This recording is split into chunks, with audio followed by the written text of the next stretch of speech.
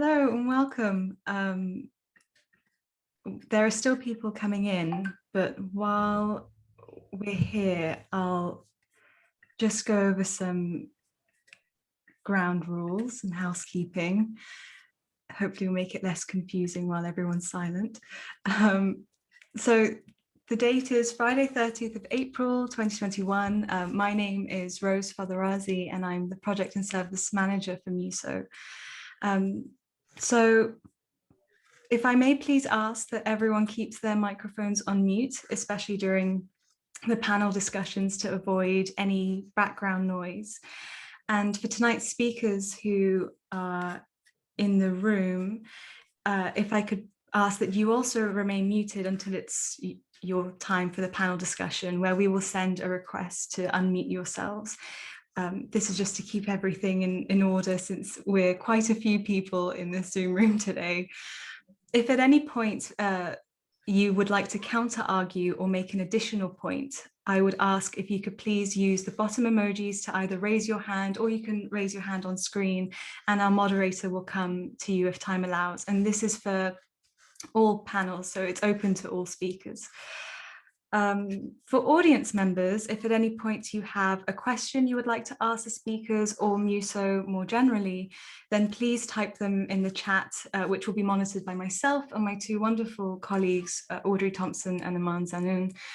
Depending on how we do for time, your question may be answered at the end of each panel, or it will have to wait until the question and answer portion at the end of the evening.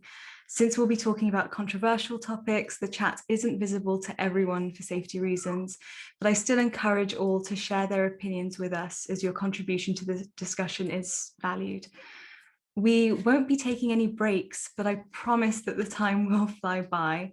The best thing about an online conference is that you are free to go and make a coffee at any time, or if you need to leave the room for a bit, you're welcome to do so. We will be admitting people in throughout the conference, but do stay until the end so we can have reflections and questions from our audience, as we only have enough time for 1 or 2 questions after each panel. This conference is being recorded and will be uploaded onto MEWSo's YouTube channel after the fact, hopefully, if technology doesn't fail us. And since technology can be unpredictable, I do ask for your patience if we experience any difficulties or delays or horrible reverbs at any point. Sorry. As we're waiting for people to join, I'm going to show a short video that illustrates the themes of tonight's discussion. This is a 3-minute clip containing some thoughts and art pieces from our clients here at MEWSo about how they view virginity as a concept. So please bear with me while I share my screen.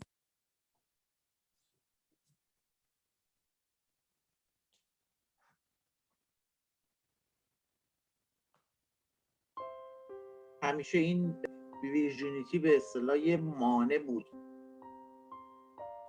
من خودم چون از بچگی یه تجربه تلخ دارم از سکشوال ابیوز، همیشه این موضوع برام مسئله بوده که منی که همیشه مورد تعرض قرار گرفتم چرا باید پاسخگوی این مسئله باشم؟ چرا باید من در این جریان انگشت اتهام به سوم باشه؟ یکی بودش مال ورجینیتی که باعث میشه آدم بترسه. وقتی بچه هستیم میگه ندو، تو ندو، اگه بدویی دخترگیت میریزه، اگر که بپری بالا بپری پایین دخترگیت میریزه. یعنی همش ما رو میترسوندن از چی؟ از دخترگیت میریزه. It's expensive. I can't sell my gold and do this. How I complete my life with this, with marrying no man, because no Muslim and Arab will prefer to marry me until they know I was someone married and get divorced. But I am a girl and not virgin. My life is finished. I have no dreams, no nothing. Just eat, sleep, and cry alone. ولی من چون یه عقد مصلحتی داشتم تو ایران، همین ویرجینیتی تست دقیقاً در مورد من به کار رفت و من نمیدونم اون طرف چطور این حق داشت که در مورد من قانون به اون شخص اجازه داد که این تست رو در مورد من انجام بده. همیشه این ترس رو داشتم از این که اگر که مثلا بخوان از من ویرجینیتی تست بگیرن چی میشه. همیشه یه مثل بختک بود روی ذهنیت من.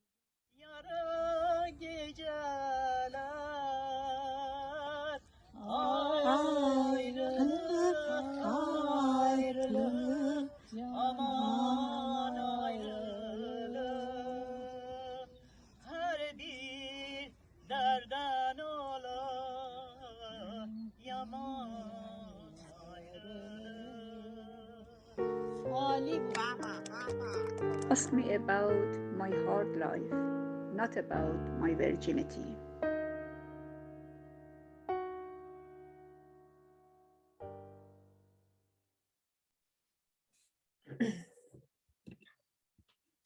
Brilliant. So welcome to those who have just joined us. And I'm going to reiterate again that although the chat's not available for everyone, please feel free to send in any questions, thoughts, opinions to any of the hosts that you see on the drop-down description. But before I introduce Halaleh to speak, I'd like to give a quick introduction to MEWSo's history for those who might not be familiar with our work.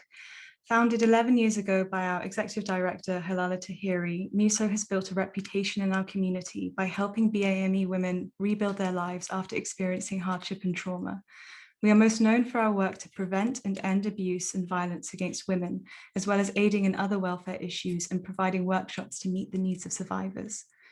With the arrival of COVID-19 last year and subsequently the lockdown restrictions that came into effect last March, MEWSo quickly adapted by putting all our services online, both our domestic violence and welfare advice services over the phone, and all our workshops are currently running on Zoom.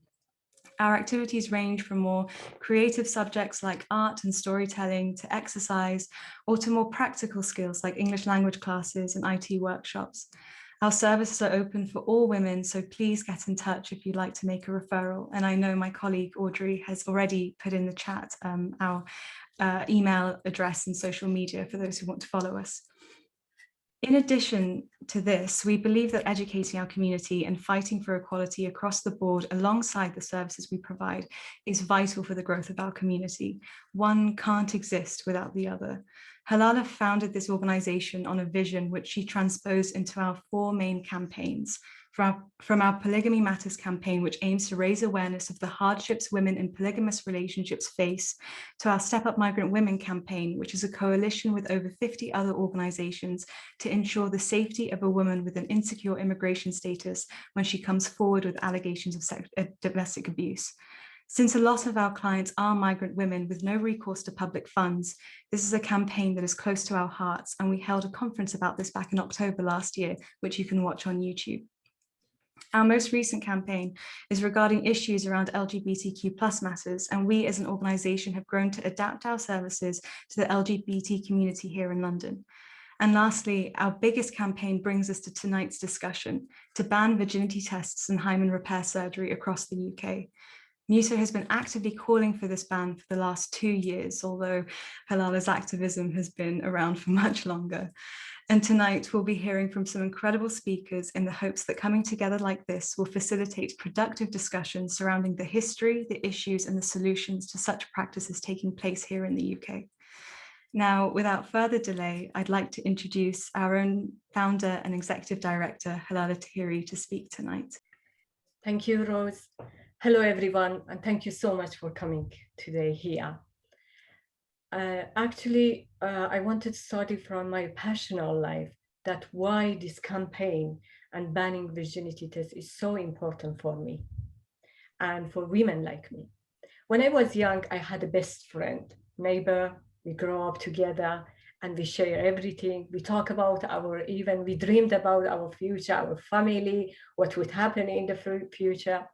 The revolution in Iran 1979 happened, and we had a 2 separate ways. She stayed with the family at home, and I was freedom fighter joining the militia in the mountain.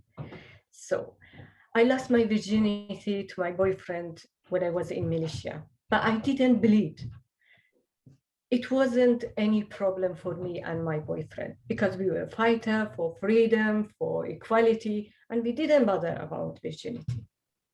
Years later, I found my friend through Facebook, and then we started communicating, and we were talking about past and about our dream. She told me that she had a worst scenario experience of her wedding night. At the night of wedding, she lost her virginity to her husband, but she didn't bleed. So that bloody 3 drops dictated the rest of her life. First, she's been beaten by her husband, then sending home again. The entire family were against her, humiliated her.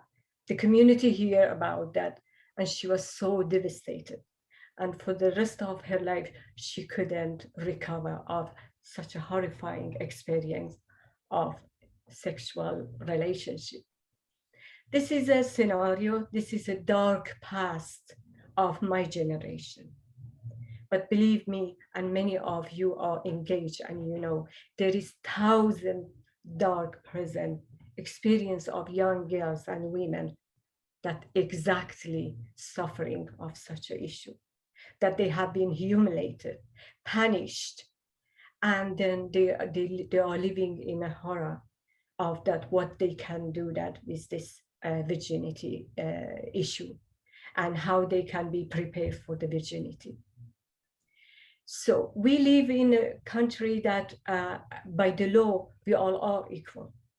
We live in 2021, and still in our community, this issue is happening.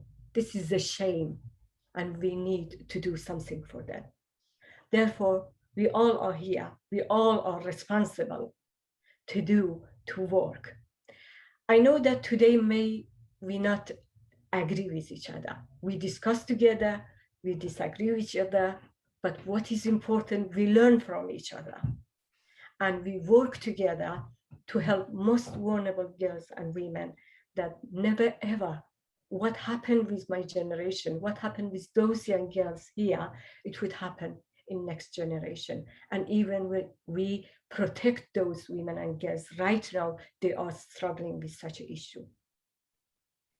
So enjoy the conference and remember that the voice of those women and girls in our community may not be strong as our voice here. So we are responsible and we are the voice of them. Thank you so much.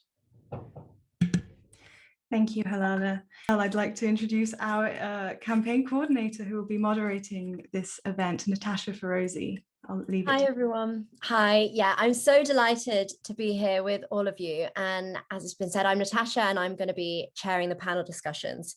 We have an incredible lineup of guest speakers. And in the first panel, we're going to be taking a broad look at the virginity industry, which includes both virginity testing and hymen repair surgery.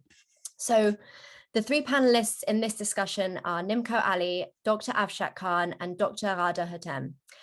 I will be introducing all the speakers, but if you want to know a little bit more about them, their full bio will be shown in the chat box. So yeah, with our first panel, introducing Nimco Ali, who is the CEO of the FIVE Foundation, which is a global partnership to end FGM. She's also an independent government advisor. Nimco, you were one of the first people to write about this subject last year. When did you first come across these practices?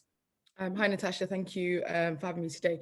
I essentially came across this around 2014, actually. There was an article that was in the Metro and somebody had sent to me where basically the Home Office at the time, or some of the organizations that were being funded by the Home Office, were organizing blood capsules in order to be put into girls' vaginas in order for them to bleed, and therefore they would not be attacked on their wedding night. And I remember thinking, we are literally perpetuating a myth about women kind of basically bleeding on their wedding night, and also really understanding this thing of, rather than dealing with the domestic violence that this was, we were just putting ethnic minority girls into this box of like, well, this is the cultural thing that they hold, so let's just try to see if we can kind of fix that. So around 2014 was when I really saw that it was something that you could pay for, but essentially coming from a community that where women's virginity is sold and bought, it's something that, like, you know, the concept around virginity honor is something that I've been aware of since as a child. Yeah, absolutely. And I just want to take that, I'm going to come back to you, but I want to take that exact question to Dr. Ashfaq Khan, who is a consultant in obstetrics and a gynecologist, and he's been practicing both in the NHS and on Harley Street for the last 20 years. Now, virginity testing often takes place on Harley Street, and so does hymen repair surgery. Dr. Khan, how often do you get requests for these procedures, and do you ever provide it to the people that request it? I hope he's here. Okay, thank you for having me here. So yes, I get a request simply because of I'm in obstetric and gynecology, and I'm in lower gen track. So whenever we get a patient, I start to talk, and then they will ask me. Because I do not advertise that I do hymenoplasty, and because I always say that I'm not part of it, so that's why I do not know whether the news will spread out, and I will not get that many requests. So I may not be the best person to tell you how many people would request for that, because probably by this time everybody knows that I don't do that. Now, maybe from my experience, it all started when I started to get requests from young university students who were my patients, and they were asking, would you give me a certificate like that? And I did not really understood that that existed in the UK. So I thought it's something in somewhere else in the world it happened. So anyway, that is how I came to know about it, but I don't know that. Okay, great. And so Nimco, as an independent advisor for the government, is this topic that you've raised something that you are bringing up with the Home Office? Is it something that you've been speaking to them about? Yes, definitely. Both Matt Hancock, who's the Secretary of State for Health, and Priti Patel, when I spoke to them last year, was it all the tail end of 2019, actually wrote a joint op-ed to say that this is something that they're going to tackle. And this is something that the government is very much aware of and very much committed to addressing. And I know I've been talking to Natasha and others.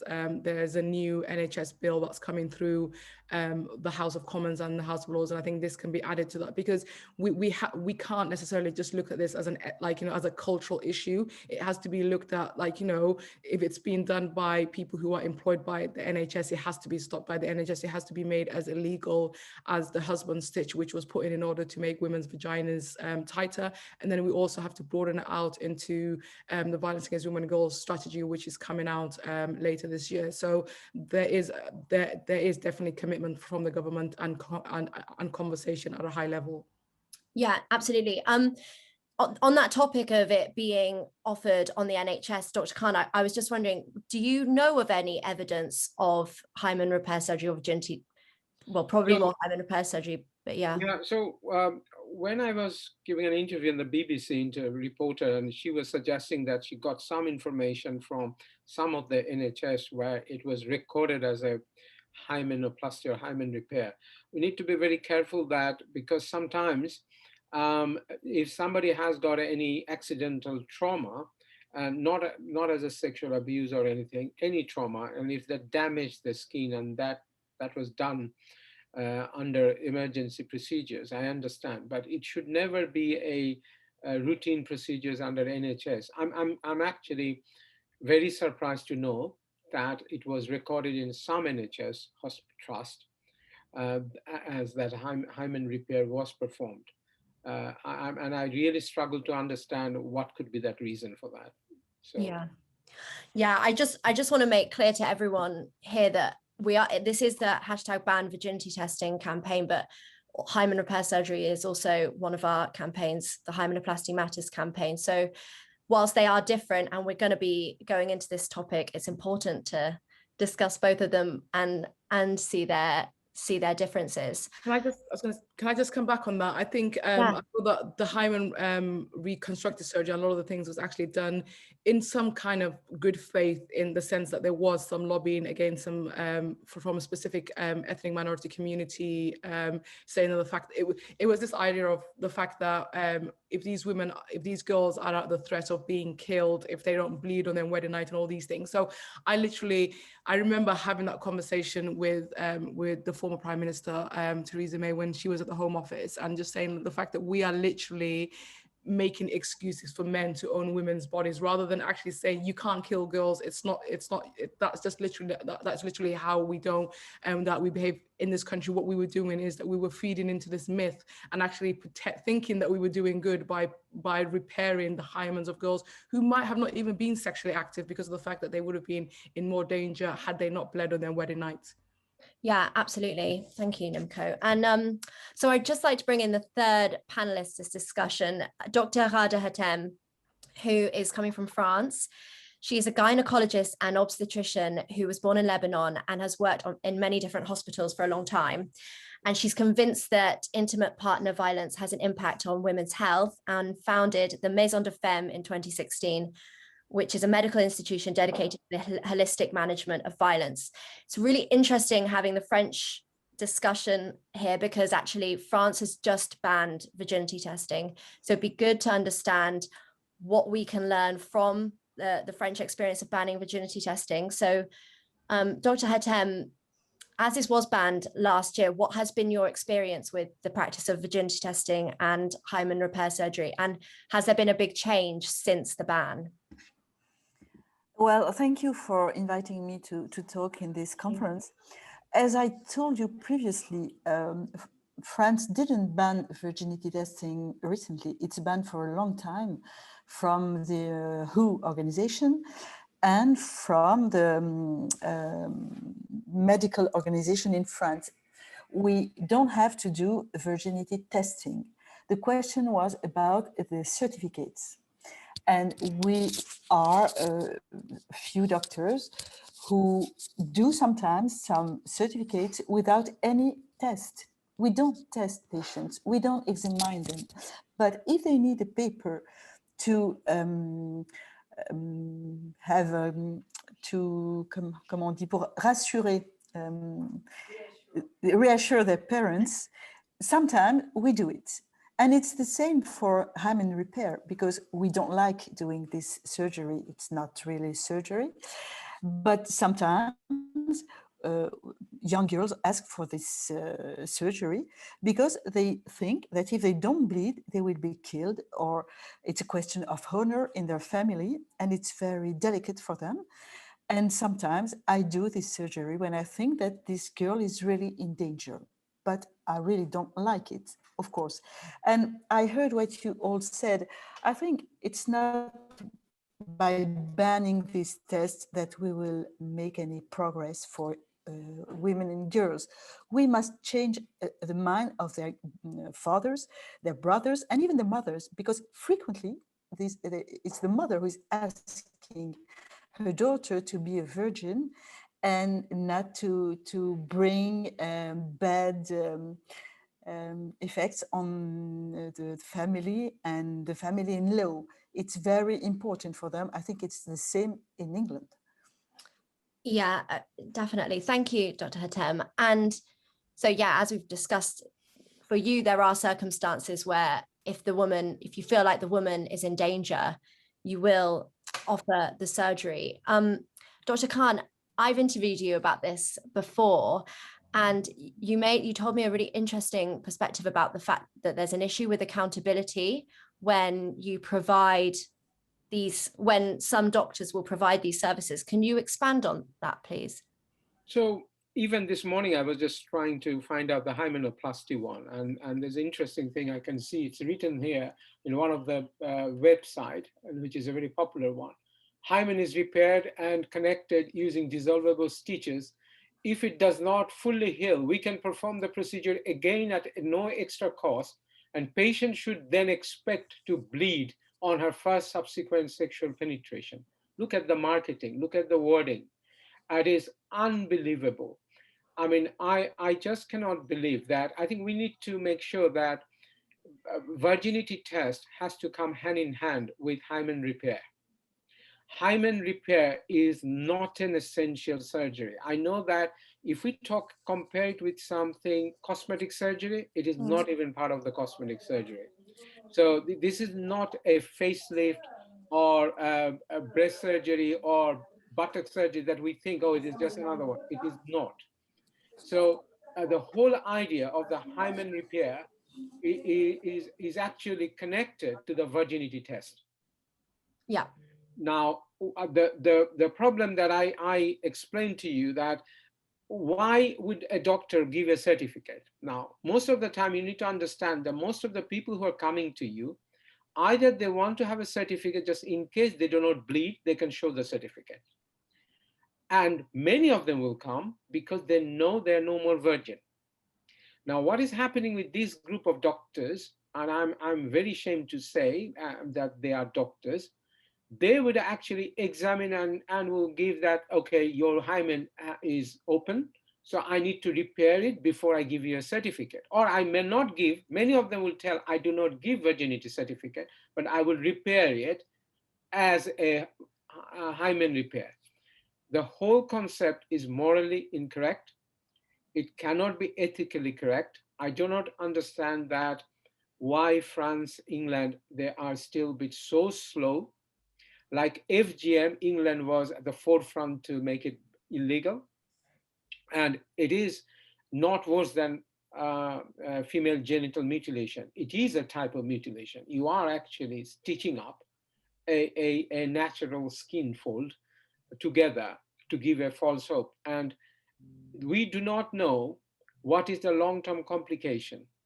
I'll give you one example. Any sort of surgery down there, because my specialty is lower genital, we do a lot of surgery down there. And I know one of the most common complication could be long-term pain during sexual intercourse.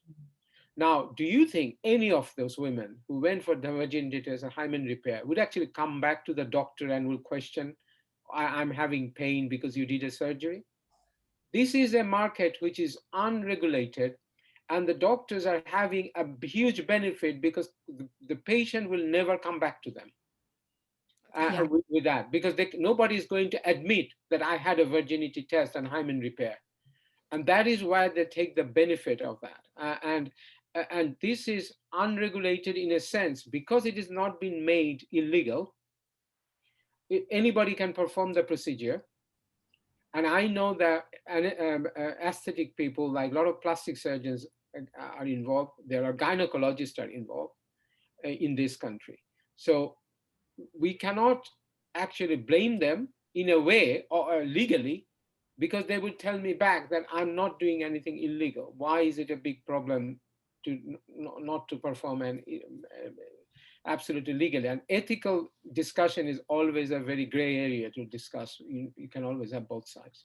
I think as I was listening to you, I think there were myriads of actual violence against women and girls offences that were being committed because these women are not given informed consent. I don't even think they're consenting to these examinations. I think there's obviously duress, and if a woman is coming to you and saying that I might be killed if I don't have my hymen replaced, I think it's unethical for us to say for her safety, because we are putting her into a household where men do not value her anyway. So if her life is under threat, if she does not bleed on her wedding night, what else happens when she burns the dinner or doesn't live up to stereotypes of what women should be? I think we should actually question ourselves in the way that we talk about these victims, these women. Just because most of them are from ethnic minorities, we actually put in this cultural lens on it. Every single thing that the doctor said is horrific. Women are being sexually, examined physically on their private genitalia without any consent. Doctors are not allowed to do that. I think we have to be able to talk about, it's not just about the medical procedure, but also all these other consultations, which are violations of the basic rights that women have in this country. Yeah, absolutely. Thanks, Nimco. Halaleh, was there anything that you wanted to say to join in with this panel discussion? I can't see you. Yes, actually, I raised my hand. I agree with discussion here, but however, I wanted to add it that if any girls is in danger of being killed, there is a welfare system here, and in welfare system we must help this person directly. So it's a very, very huge sign when the girls saying that I will be killed, like honor killing, like any other issue. We must definitely help this girl to be saved, to move to the safer place, rather than it will be an excuse that we will do that for you because you wanted to be, otherwise you will be killed. Yeah. And therefore government must have we must push it actually, and government must support it. This intervention system, intervention services are really important for such a girls that they are coming and saying, I'm in danger, I will be killed. So the cure is not just repair them. The cure is that the welfare system must help them immediately.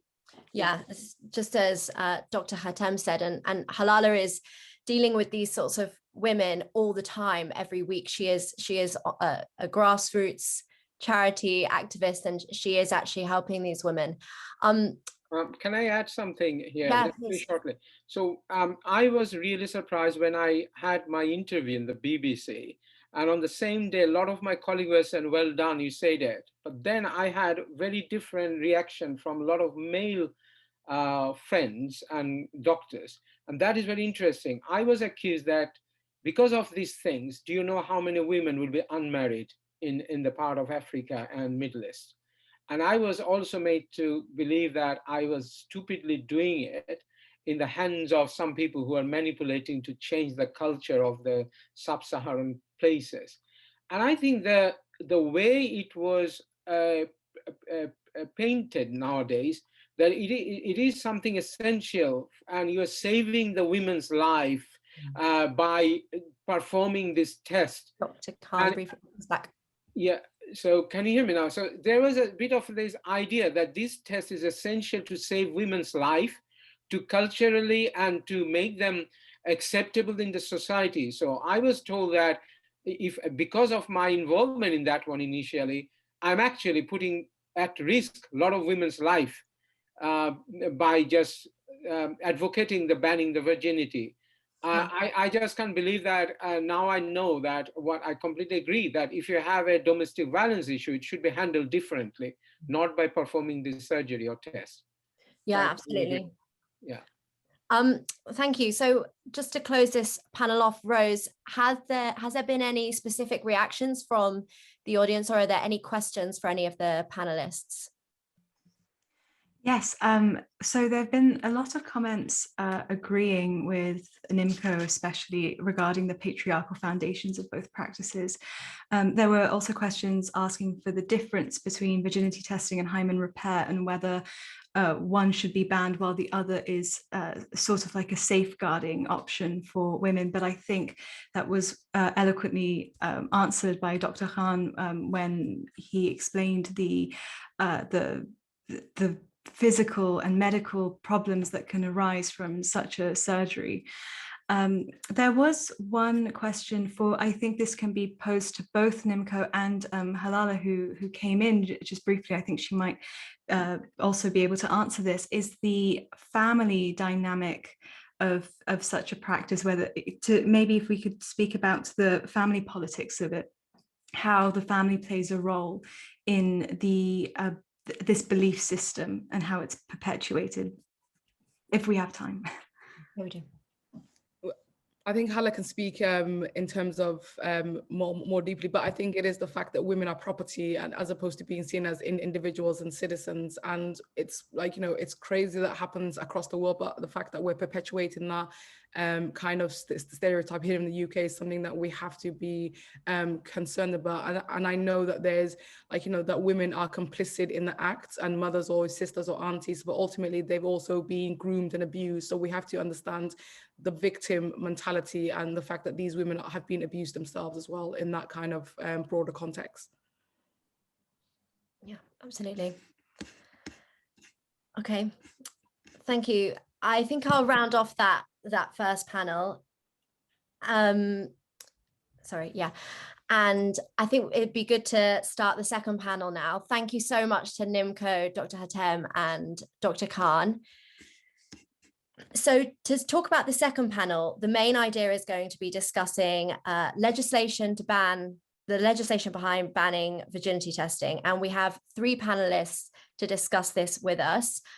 We have Richard Holden MP, Corrine Fortier and Baroness Nicholson of Winterbourne. But first, I would like to show you a video from Minister Nadine Dorries, who unfortunately couldn't be with us today, but has sent a pre-recorded message to MEWSo in support of our campaign.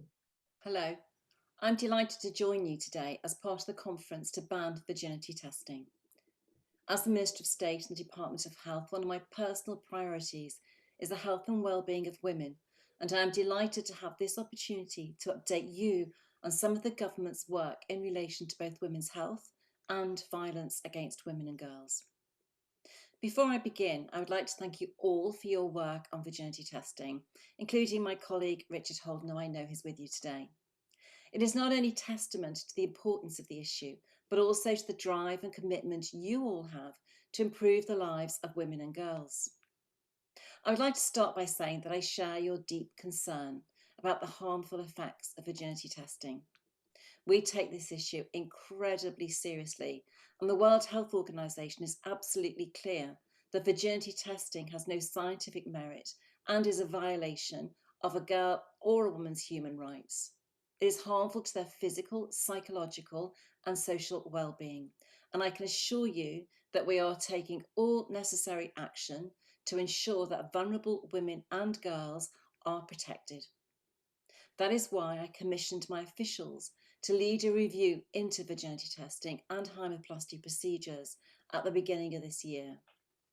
I am aware and delighted that many of you who are attending today's conference have contributed to the review, and I would like to sincerely thank you for your support. It has been invaluable. I'm also pleased to confirm that the findings of this review will be included in the government's upcoming Tackling Violence Against Women and Girls strategy, which will be published later this year. This new strategy will be informed by the first ever call for evidence, and we received on this issue, over 180,000 responses, which will help us to place victims and survivors at the heart of our approach, as well as drive forward improvements in the effort to target perpetrators and to ensure that we are fully equipped to respond to the changing nature of these crimes. We know that in some communities there are still dangerous and damaging misbeliefs about virginity, and girls can face stigma and shame and the threat of violence if they are perceived to have lost their virginity outside of marriage. As I'm sure you are aware, these stigmas are not just limited to issues of virginity. Damaging taboos remain around many areas of women's health. When women do speak about their health, all too often they are not listened to. We absolutely must change this. That is why we are embarking on the first women's health strategy for England. This strategy will set an ambitious and positive new agenda to improve the health and well-being of women across England, and marks a significant turning point in how government approaches women's health. We are currently running the call for evidence, which will inform the strategy by gathering women's experiences and views. And due to the incredible response rate, we have already extended the call for evidence to run until the 13th of June. I would strongly urge you all to contribute by responding, as well as sharing more widely across your networks. And by doing so, you will be providing vital evidence to shape the future for women. And I'm sure officials will share the link for that with you today. I hope you'll agree with me that there is some excellent work happening in relation both to women's health and to violence against women and girls. However, there is more to do, and we cannot be complacent. It is imperative that the government works across the political spectrum with third sector organisations and the health service to protect and improve the health and well-being of women and girls. I'd once again like to thank you all for the work you are doing on virginity testing. It provides the impetus and momentum to create real change, and I would like to end by reassuring you that I am absolutely committed to working closely with you all as we take this important work forward. Thank you and have a great day. Great. That was Minister Nadine Dorries. As part of her team, I'd now like to invite Richard Holden to speak. Richard is a Member of Parliament and was elected in December 2019 of Northwest Durham. Richard is with us today because in December 2020, he proposed a virginity testing prohibition bill in the House of Commons. Richard, could you tell me what inspired you to seek to ban virginity testing and update the conference on the status of the Ban Virginity Tests Private Members Bill? Thank you for unmuting me. Sorry. And first of all, can I just say thank you so much to Halaleh, Rose, and yourself, Natasha, for inviting me today. It's been fantastic. I'd like to thank Nimco as well. Actually, we're both coming at this from a similar place in some regards, because some of the first thing, so I was unaware of this practice until I heard a report on this in the media in the middle of last year. And I asked around, and obviously there's the strategy on violence against women and girls coming forwards, but I just thought that this was something that I couldn't quite believe it was happening in the UK, both virginity testing and this hymen repair. And I just wanted to try and do something to try and get it sorted quickly. So I introduced a private members bill on it, which I've been absolutely honoured to work with quite some organisations on, including Natasha and Charlotte from Karma Nirvana, Sarah and Paisley from the women's rights organisation IKA WRO, and most recently with Nadine as well, who's been a superb support as a minister. So we put the bill forwards, and we also created an amendment at the same time so that we can amend a piece of primary legislation as it's coming through. Now, what we didn't have at the time was a piece of a big government bill that we could amend. But as has been said, I'm really hopeful that we'll be able to actually put an amendment through for the health service bill, which is coming through Parliament in the next session, we all believe, hopefully announced on the Queen's Speech Day on the 11th of May. And then we'll be able to amend that to include banning virginity testing, which I think will be a huge step forward in this campaign. So that's where we are at the moment. As a backup to that, if that looks like it's going to be pushed back a bit or there might be an issue with it, then we can always push again through the private members bill route. But having had really good conversations in the last few weeks with both Nadine and the Home Office and the Chief Whip, everybody seems to be incredibly supportive of getting this sorted out. And I'm sure some of Nimco's work at the heart of government, really driving this agenda forwards, has really helped in that as well. So I think we're in a very good place where we are at the moment. And I'm sure that this is something that's been there for far too long in the UK. And I think just the straightforwardness of the way that both Dr. Khan and Nimco have talked about it, this issue of perpetuating a myth. We have, I think, in the UK been too cautious at dealing with some of these issues over many years. And I think now it's about time we faced them head on and really started to lead the world. So I really hope that that's what will happen in the UK with legal changes in the next year or so. Great, yeah. And actually, Richard, we've been working with you on your private members bill. MEWSo believes that the communities and families can play a huge role as the perpetrators in carrying out some of these practices. And we did help you amend your private members bill to include this reference. So with this in mind, what would you like to see the government do to ensure that the communities and families and parents are educated about the sexual control of women that's rooted in virginity-based abuse?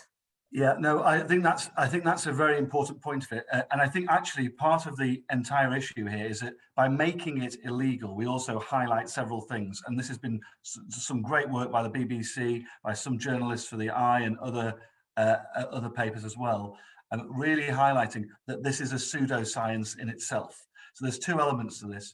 One is the fact that it's pseudoscientific nonsense, and I think making it illegal helps really ram that point home. The other broader issue, which is I think the one that you're, which is actually the real issue that we need to tackle, is actually people's attitudes and attitudes towards women in some parts of society. In fact, you could say all of society, it's just exaggerated in some parts of society and more at the forefront. And so I think this has to be part of it, has to be an educational element as well. So I've already had some chats with the Department of Education about how we can talk about this as part of the PHSE curriculum as well, because I think there's even when and I'm not that old, even when I was at school, so much of our curriculum and the way we educate people in the UK is just particularly around PHSE. We just need to have a total and fundamental rethink about it. It's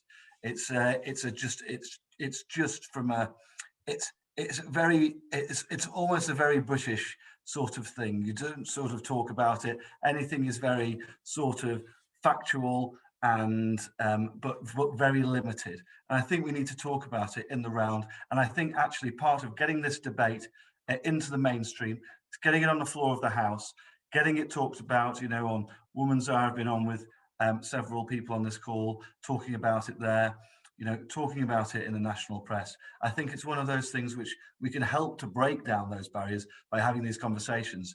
And I think the fact that it's been in the background for so long and it's been allowed in the UK, and it's so interesting to hear about Dr. Khan's experience with his male colleagues as well, who almost think they're trying to do the right thing in some way, but actually all they're doing is perpetuating that violence and those attitudes towards women. And that's the fundamental thing we have to change.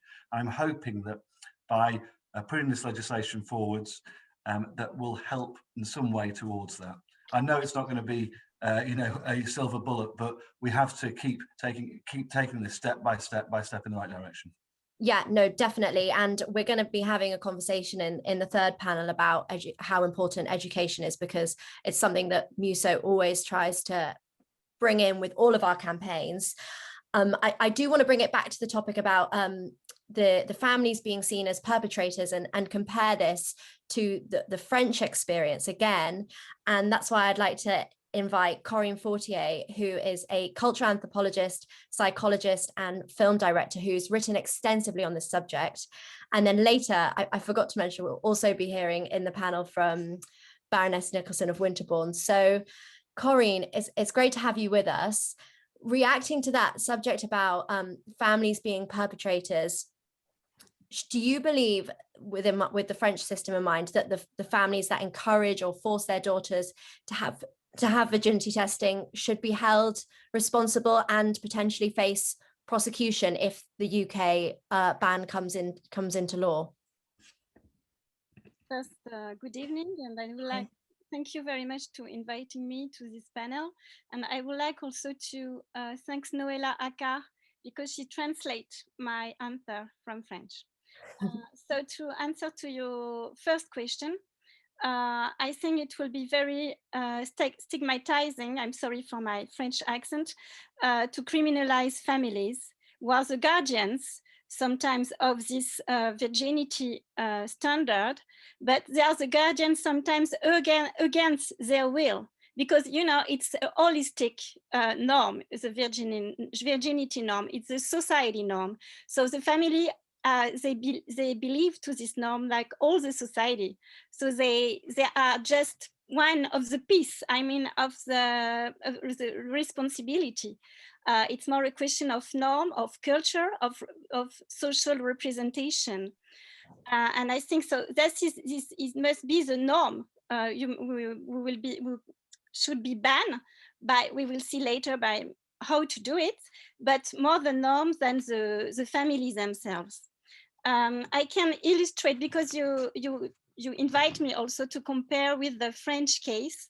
So there was, female genital mutilation was banned in 1983 in France. And so there was a criminalization of the family who did that in France, who did female circumcision, female mutilation. But, and then, you know, there was a trial, yes, yeah. A trial. And so in 1983, and the name of this trial was Traoré case. So it's the name of the family who became the symbol of this law against female genital mutilation.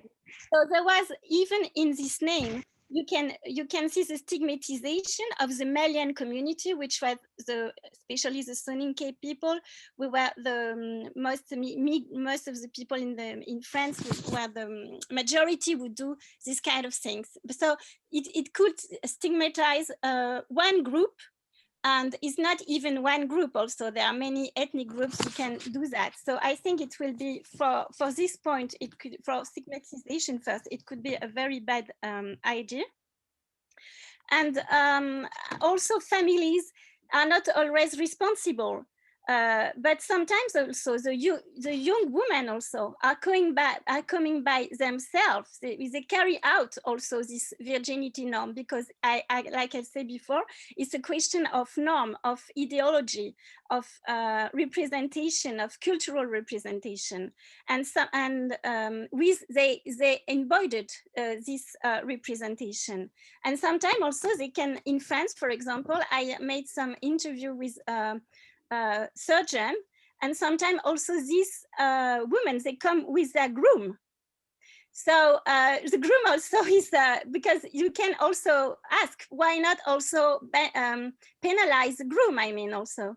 But I mean, all these actors, they are embodied with this norm. So why they are not responsible. They are also a kind of victims of, I mean, it's a cultural ideology. So I think that to condemn the family will be counterproductive. It should be more efficient to condemn the virginity norm by, on the one hand, putting forward a law like in France, but not only to forbid the virginity certificate, but also to forbid surgery, human surgery. Yeah. Before, I did not finish. Okay, thank you. Because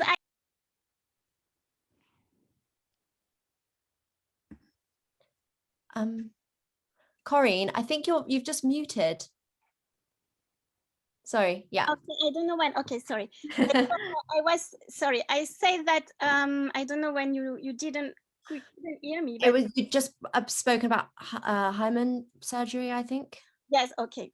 That I think it's important to have a law to forbid not only certificate virginity, but also hymen repair, which is completely related to certificate virginity. And I think that's why also the French law doesn't go further. It just stopped about certificate virginity, but the women first go to have a reparation of that hymen before asking a certificate of virginity. So it just incredible that they didn't put the light also on the virginity repair. And the one hand also, I think it's very important to work with the Islamic community. So imams and ulema and Muslim organization. Also, they can show also that it is not a norm in Islam. If you see the text, anthropologists have been working on this, and it's not written in the text that you need a certificate, like if it was a juridic condition to marry a marriage. It is not a condition to have a certificate in bracket to marry. So I think also the community have, and especially the authorities, the Muslim community, which is more impacted by this norm, could have also a power in this deconstruction of this norm. And also third, also, of course, but I think we will speak after of this point. Yeah, could I just pause you on the perpetrators thing? So just the last point, sorry, to improve education program for gender equality in all the sphere of influence within our society, and especially education, schools and secondary schools. That's we don't have this, for example, in France, and I think it's also a way to ban this kind of practice, which is very important: the law, the education, and also the dialogue with the Muslim community. Yeah, absolutely. Thank you so much, Corrine, because I do want to go back to this perpetrators point, which is so important when we're making this sort of legislation. And I just want to bring in Nimco for a second, if that's okay, because she obviously has a lot of experience with this subject. And Nimco, if you could also compare it to this law to FGM and the crossovers that these have, that would be great. Thank you. Yeah, I think one of the crossovers is the fact that it's actually the complete and utter disrespect for the humanity of Black and ethnic minority women to be studied as anthropological projects. So the idea, the fact that we're talking about stigma when women's human rights are being threatened is actually quite offensive. And I like, stigma doesn't kill, and I really don't care what the community feels if they're being told it's criminal. So you're living in a country where women have basic human rights, and we should be able to allow girls from ethnic minorities living in this country the same liberties and the same rights as white and other women. And if we don't feel that, then we have to say it. But this idea of the fact that we have to negotiate the basic human rights of women with their communities and with their gatekeepers is something that's massively problematic, and something that I saw when I was fighting FGM. We put FGM in a cultural cul-de-sac. So basically it is like, you know, there are pedophiles, there are sex offenders, there are white people that harm their children on a day-to-day basis. They are treated as criminals. It is okay to say that brown and Black people who abuse their children and abuse their powers are also criminal. So like, Corrine, as much as I kind of get this is your bread and butter, I also, like, you know, as an African and as a woman who has suffered a horrific act such as FGM, I spent the last 30 years of my life trying to defend my humanity to that kind of point. So we have to ensure when this legislation comes through, it's banning virginity tests, it's banning hymenoplasty for all women. And therefore, when it means all women, it doesn't mean that we have to put a cultural lens in order to protect the rights of other women. So I just really wanted to make that, is that we should not be taking an anthropological look at this. We should be taking a human rights approach to that. And it was the same with FGM. It was made illegal in 1985. It took almost 30 plus years in order for us to get a conviction. And people were too concerned about not offending perpetrators rather than actually defending the rights of women like me when we were living in this country. So I just really wanted to come back at that, is that these girls that are stuck behind these patriarchal communities don't have the voice, and we're not doing them any service by actually having these platforms to change laws, but then putting cultural cul-de-sacs and cultural lenses on that, because that is massively, it is actually racist and problematic. Thank you, Nimco. Corrine, do you have anything you want to say back to that, or are you happy for me to move on? Yes, because in France, it is stigmatization. We had, especially, for example, also this law was the new law about certificate virginity. It was passed in a law against like Muslim people, because it was related to a law of separatism. So this, I think it's very important. I speak from the French point of view. I think in England, the question of migration of Muslim people is very different. But in this question of stigmatization is very sensitive, especially for Malian people or Muslim community. So also the problem of this law, it was related to separatism. They call the law of separatism in French, which means that you need to separate these people from the Republic, because they don't have the Republic, they don't have Republic behavior. Muslim people don't. So it was also very not well received by Muslims, because it was also a kind of racist law, because you should separate this kind of women to defend women's rights to the question of ethnic law. or against Muslim, or against anti-terrorism, etc. So in French we had this confusion between the two. That's why also it's very stigmatized if we only give the responsibility to the family.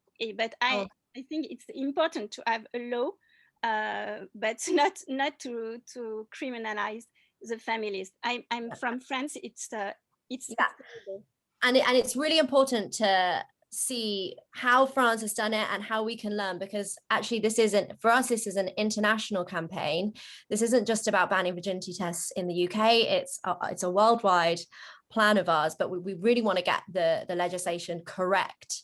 Sorry, I was going to say, so comparing it to the FGM legislation, that's why it's great to have this legislation as a form of violence against women and girls, because the problem we had with the FGM legislation was the fact that it was around African countries, and when it talked about FGM as an African issue, as opposed to the act of female genital mutilation, which is GBH, so when we broaden that out to violence against women and girls, child protection, and put FGM into the Children's Act, it meant that all children were protected. So it's like, you know, you don't need the FGM legislation in order to prosecute FGM. You just need the definition from the legislation.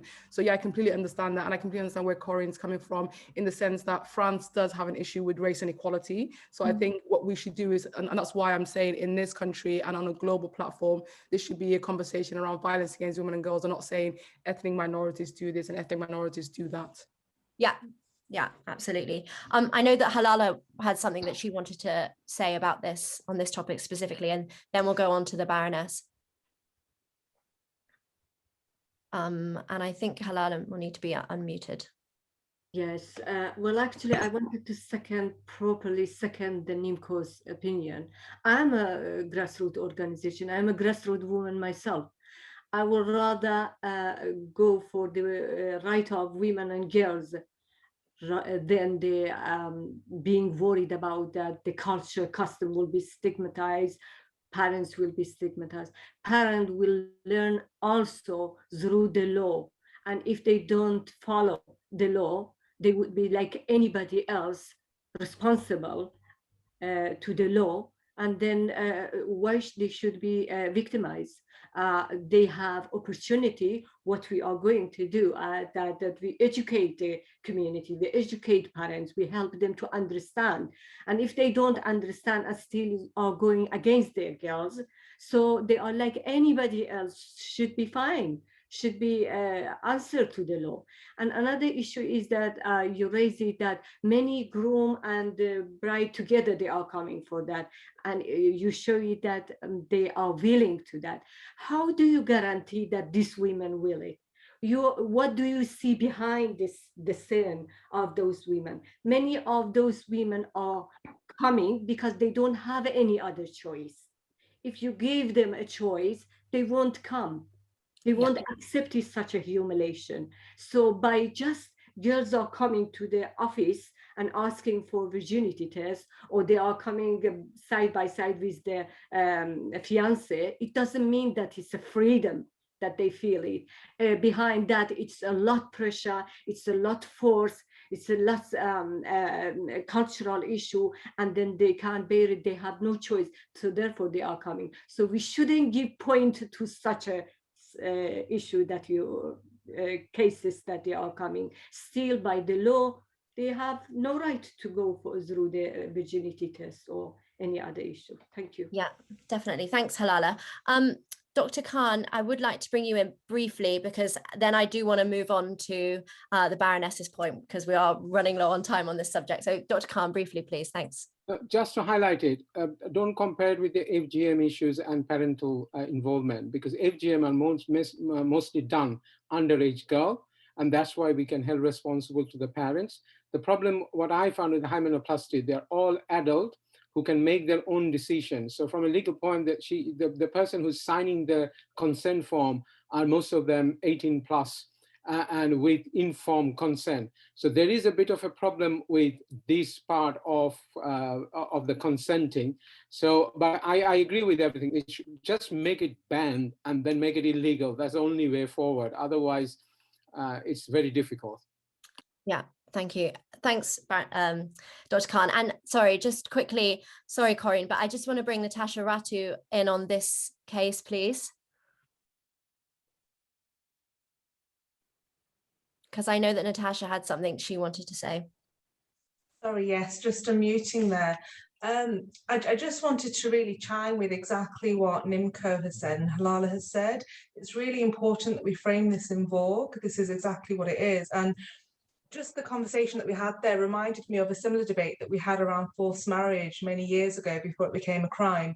There was a fear that we were stigmatizing communities, that we would drive the issue further underground if we made forced marriage a crime. And actually the reverse happened. We found that more people were finding their power to come forward and speak out. It was detected far better than it was pre-criminalisation. So I just think we have to be really mindful, because I agree with Nimco, it can be a bit offensive to be thinking about the stigmatization of communities before we think about the rights of protecting women and girls. And I'm conscious, Natasha, you want to move this on, so I'll stop there. Yeah, I am going to move the topic on, but thank you so much, Natasha. So the third panelist is actually Baroness Nicholson of Winterbourne, who is a peer of the realm and a member of the House of Lords, where she takes the Conservative whip. I have spoken to the Baroness before on this subject. It is really great to have her here with us. Baroness, you brought the issue up of hymen repair surgery in the House of Lords, I think it was in 2020. In your professional work, could you tell us of a time when you've come across virginity repair surgery?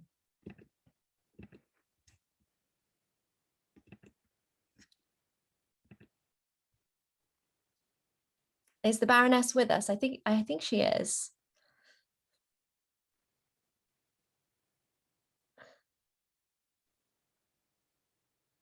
Sorry, bear with me. Okay. There's so many people in the room. Okay, sorry. Baroness, I'm sure if you can hear us, we are coming to you. We just got to find you in the room.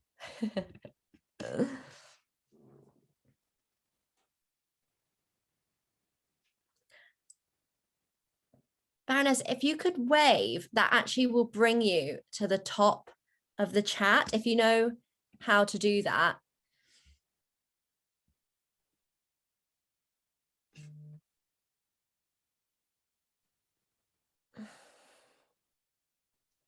Okay, No, maybe. I can't see her. Okay, that's fine. Okay. Well, there's actually a lot of questions that we can. Yeah, let's go for a question, and hopefully we'll be able to find the Baroness. Well, before I go to Corrine, I can see that she wants a chance to speak up against, counter argue. But I just wanted to say that in the chat, there's a lot of agreement with what Nimco, Natasha, and Halaleh have been saying, that this isn't using ethnicity or being a minority as an excuse for perpetrators.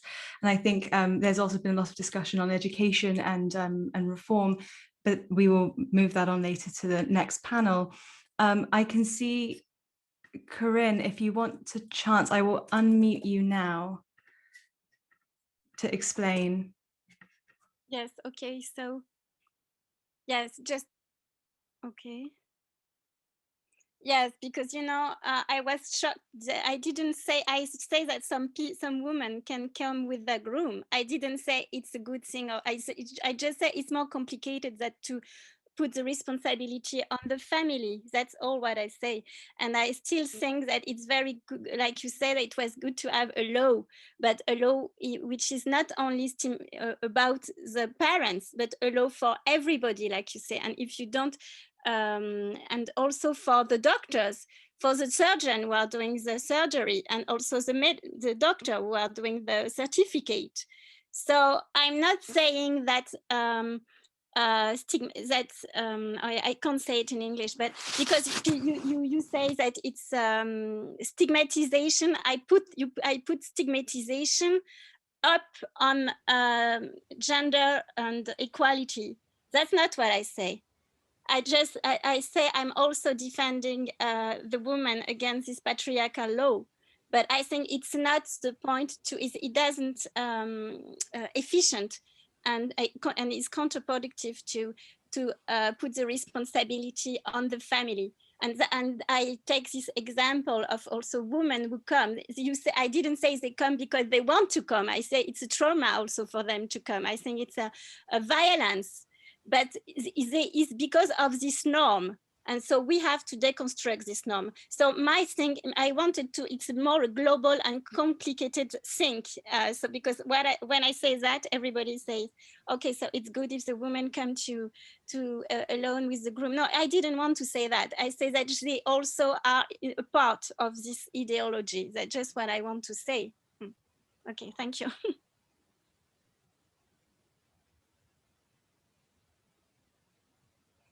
You're muted, Natasha.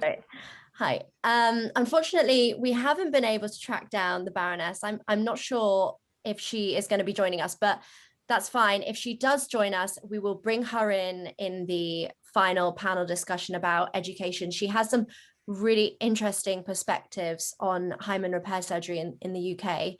So we're going to move on, and we would like to share with you a video now. Rose, do you want to go ahead? Sure, yes. Before moving on to the third and final panel, which works really well from what we were just discussing, we wanted to share this recorded testimony that we received from one of our clients who very bravely told us her story. However, she is terrified that she'll be recognized, so we've used an actor's voice to read her statement. So I will share my screen with you now.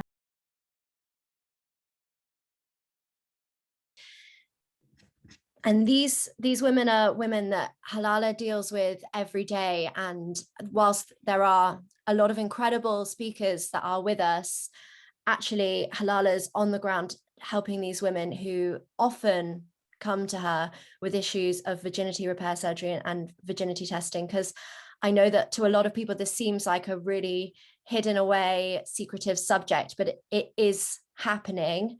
And it's more common than people might think.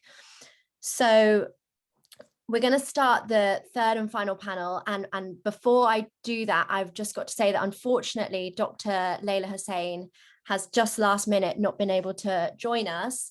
So in the third panel will be Natasha, Rattu and Halaleh Taheri. And I would like to invite all of the speakers to join us and make any extra points that they might have, because this final subject is possibly the most important part.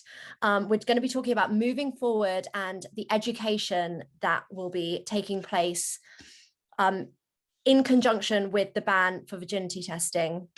So Natasha, I haven't properly introduced you yet. Natasha is the Executive Director at Karma Nirvana, leading the charity towards its vision to end honour-based abuse in the UK. She's a barrister and a legal expert in family and criminal proceedings within the field of honour-based abuse and forced marriages. Natasha, with the work at Karma Nirvana, how often do you get cases that are associated to the shame, abuse and control of a woman's virginity? Sure, thank you, Natasha. If I could just start though, firstly, by saying a huge thank you to the Middle Eastern Women's Society for organising today's event, because it's given us a real opportunity to explore an issue that we just don't talk enough about in the UK. So I'm really pleased to be here and be talking about the issues. Just for those people that might not be familiar with our work, I'm Natasha, the Director of Karma Nirvana. We deliver the national government-backed honour-based abuse helpline, and all the support that we offer is centred on the lived experiences of survivors of honour-based abuse. We support people who are going through abuse in the UK at present, or those that have fled and often are living their lives disowned from their communities for making choices that their families or their communities are not happy about. And we equally also provide guidance to frontline practitioners such as police officers, social workers and teachers who might be dealing with these issues effectively on the ground. So just to kind of reflect back on your question about how often do we deal with cases that are associated to shame and abuse and the control of a woman's virginity, the most simplest answer that I can give you is every single day. We hear from women and girls that experience extreme coercive control from their families, from their communities, to protect their reputation, to protect their status within that community. And this is fundamentally about protecting their sexual status, including the perceived sexual status and how people might think if they weren't a virgin or if they were behaving in a promiscuous way and the community were to find out about that.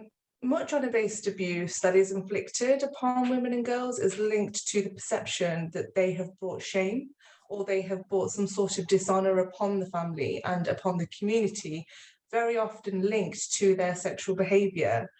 And this level of control essentially enables perpetrators to police women and girls, to police their sexual autonomy and the choices that they can or cannot make. A classic example that we hear quite regularly on the helpline is where a caller rings to say that they've been seen with a boy or they've been in a secret relationship and that the family have discovered this, which has then triggered the family to pressure the girl to have a virginity test to confirm that they are a virgin, or very commonly then triggers them into a false marriage to conceal the secret relationship, sometimes to conceal a pregnancy that they've had in that secret relationship. And also perpetrators could then go on to inflict honor-based abuse upon them too. So essentially we're talking about behaviours, beliefs and values that objectify women and girls. And we see this, don't we, all the time in the world in lots of different ways. But if we just reflect on virginity testing, the only reason that a virginity test is undertaken is to establish whether a girl or a woman has had sexual intercourse or not. And my view and our take on that is that that is the highest objectification of a woman and girl that you can have, reducing her, in fact, degrading her to just the status, sexual status. And I find it quite shameful that in this country we haven't called this out sooner. But I'm equally very glad that we're now having this conversation and there is real commitment to make the differences that we're all working collaboratively together to bring. Yeah, absolutely. And so we are probably working towards a ban coming into place within the next year or so. And Halaleh, when the ban is imposed, do you think that there will be a reaction from the communities to a virginity test ban, and how can this be tackled?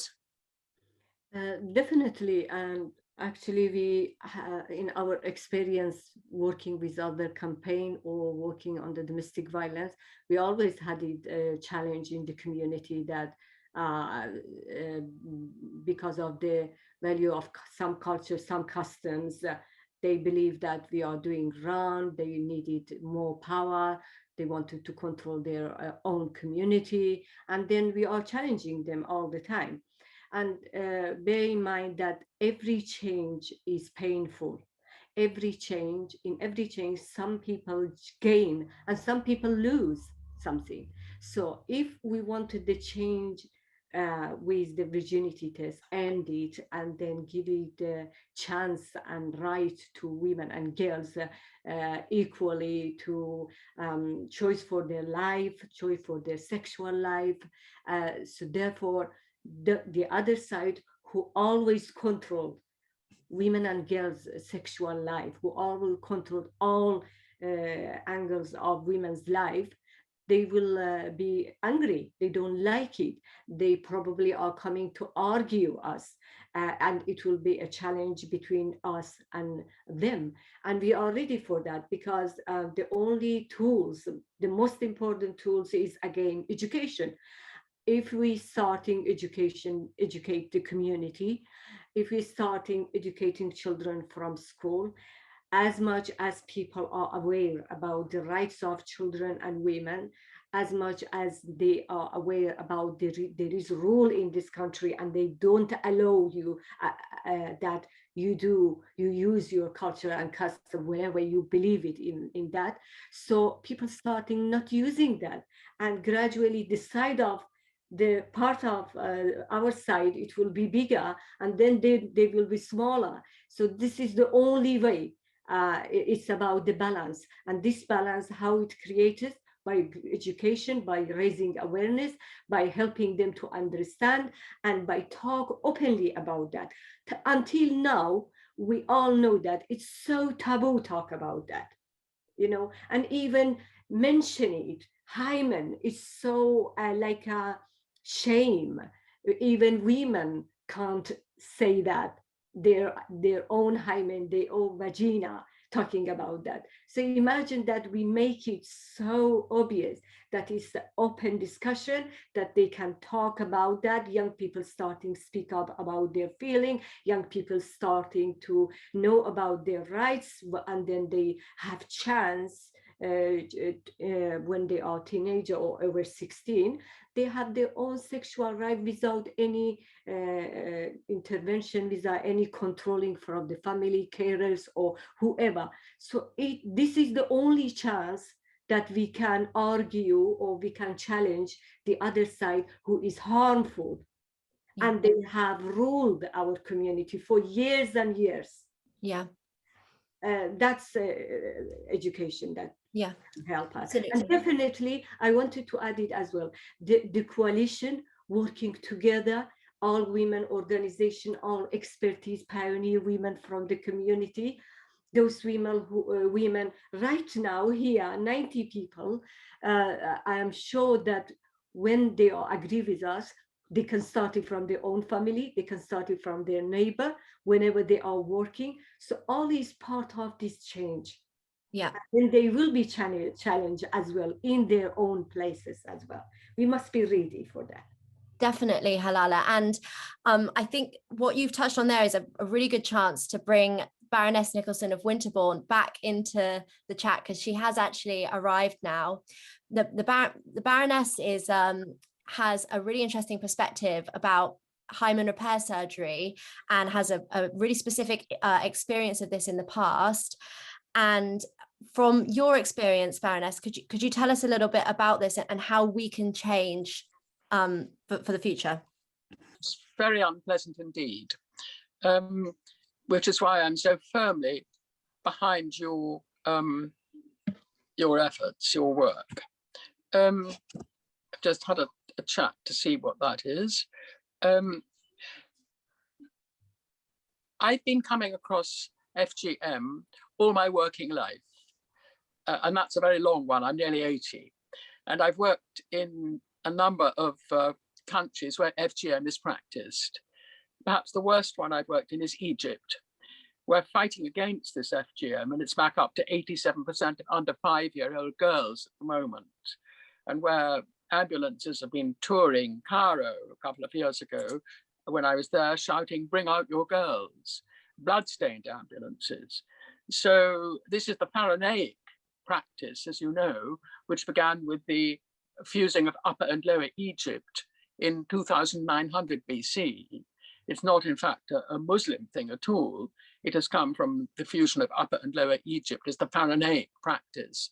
But it has grown disgracefully and appallingly. And it reminds me of the Chinese foot binding of girls again. This is a way of stopping girls having a full life and maturing and being people instead of just being, possessions of someone else. So, as you can guess, wherever I found FGM, I've worked against it. And it is in a whole lot more countries than you might imagine. We know maybe about Egypt, we know about 1 or 2 countries in sub-Saharan Africa, but we do not know the enormity of what has been happening and what is going on now. I mean, one country I can think of, which everybody thinks is a wonderful country, absolutely fantastic, great friends of everybody, aren't they lovely people? They have 37% of FGM. And this is completely below the surface. So I think one of the most important things is to bring FGM up to the surface. Now, the second point is that we now have a tremendous pressure on puberty blockers in Britain, and coming from the West, coming from America, and it's also in Canada, to give small children, very young children, heavy drugs, which then enable them to not grow properly. In fact, their brain, I understand, doesn't grow either. and this means by their mid-teens or something, they're well on the way to having genital surgery, whether they're boys or girls. At the moment, I'm focusing more on girls. And that has got mixed up here in the United Kingdom, I think deliberately, with FGM opposition. So those two things must be disentangled in the minds of the House of Commons, particularly, and the House of Lords. In other words, FGM, instead of being something that was practiced in countries where we're trying to stop it, is now right inside the United Kingdom's way of life. And this is the destruction of the rights of women. And virginity tests go all along with that girls are not independent. Girls don't have a right to identity. Girls don't have their legal position in law, for example. Well, this is where that whole thing comes together. So virginity tests, which I've found in FGM type countries, mostly actually, are now here in Harley Street. And in Harley Street, I'm sorry to say that these ruthless surgeons don't keep records. We don't know what the numbers are. And I think one of the first things we should do is to demand the numbers, is to demand the records. This is private surgery. A girl's brought in and rather like stalled cattle in a marketplace, and they're taken out again, ready to be resold, basically. So there's a lot to be done on this, and I'm firmly in support of your campaign. And I remember one girl, a Yazidi girl, one of the first three I brought over here in 2015. Yazidi's rape started in 2014. And in 2015, I brought three young ladies over. One went on to get the Nobel Prize. One of the three said the worst thing that happened to her of all was when she managed to be rescued, by which she means leave ISIL and come back into KRG society, into normal North Iraq society. She managed to escape. She was paid for, of course, by her unfortunate family who had the money over the border. And then she came over the border herself. And she said almost the first thing she can remember happening to her then was a Western NGO who came up to her and offered to have her virginity restored. Now, in other words, she was damaged goods. And that perhaps is the worst thing of all. And if we can make it absolutely clear that the girl owns her own body. Now, in that case, of course, she didn't want this raping. But either way, the damaged goods label immediately was pinned on her by a Western NGO. So our approach here is crucial. Absolutely. Thank you, Baroness, because this just goes to show the fact that this is being offered by European NGOs. The education is really important, not just by schools, but, you know, across the board. Nimco, I know you've got your hand up. Was there something you wanted to say? Yes, absolutely. I think Rose needs to unmute Nimco, sorry. Yeah, no, that was a startling comment about the INGOs, but I'm not surprised seeing the fact that some of them just turn up in country and actually start using women as prostitutes, but that's another story. I just wanted to kind of just flag on the thing that, the FGM is an issue in the United Kingdom, but it's less than 1%. So I don't want us to go away and think that it's actually the norm, and many of the numbers that of women who are being reported to the FGM have being reported to NHS are numbers of women who have come into the country rather than having FGM here at the moment. So I think hopefully that we'll be as successful with the FGM campaign, with the virginity ban campaign, as we have been with the FGM one. Yeah, absolutely. Nimco, while you're with us, I know that language is really, really important. And so to you, when we're speaking about virginity testing and hymen repair surgery, is it important that we just label it FGM? No, well, it's not FGM because it's a complete different clarification in that, but we should label it as violence against women and girls just as much as that we can talk about sexual assault and rape and just be very specific, because we're, the law has to be clear about certain things. So it is ultimately violence against women and girls. It's within the context of domestic violence. It's within the context of family domestic violence. What I'm really committed to is to get rid of words such as ethnic like, you know, issues within the ethnic minorities. This is just impacting women because they're women. And also, if we can take away the word honor in this kind of broader conversation, because again, what it does is that we're giving abusers defense before we've even actually tried them. So it's just violence against women and girls, but it's definitely not FGM, but it is within the same ballpark of just controlling women's bodies and using them as property as opposed to seeing them as human beings. Definitely. Okay, thank you for that.